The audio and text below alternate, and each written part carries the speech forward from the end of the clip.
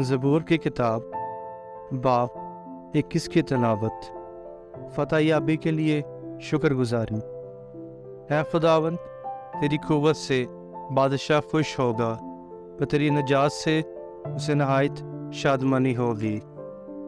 تو نے اس کے دل کی آرزو پوری کی ہے، اور اس کے منہ کے درخواست کو نامنظور نہیں کیا، کیونکہ تو اسے عمدہ برکتیں بخشنے میں پیش قدمی کرتا اور خالص سونے کا تاج اس کے سر پر رکھتا ہے۔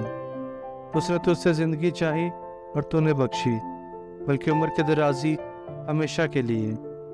تیری نجات کے سبب سے اس کی شوکت عظیم ہے، تو اسے عظمت اور جلال سے آراستہ کرتا ہے، کیونکہ تو ہمیشہ کے لیے اسے برکتوں سے مالا مال کرتا ہے،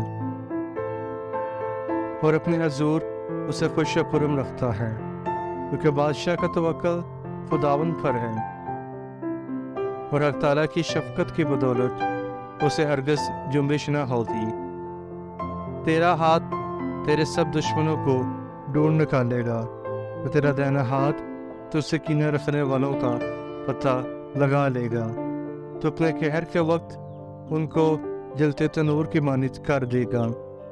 خداوند اپنے غضب میں ان کو نگل جائے گا، اور آگ ان کو کھا جائے گی۔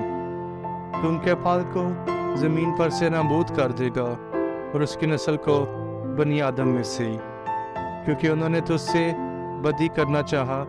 انہوں نے ایسا منصوبہ باندھا جسے وہ پورا نہیں کر سکتے، کیونکہ تو ان کا منہ پھیر دے گا، تو ان کے مقابلے میں اپنے چلے چڑھائے گا۔ اے خداوند، تو اپنے ہی قوت میں سر بلند ہو، پر ہم گا کر تیری قدرت کی ستائش کریں گے۔ آمین۔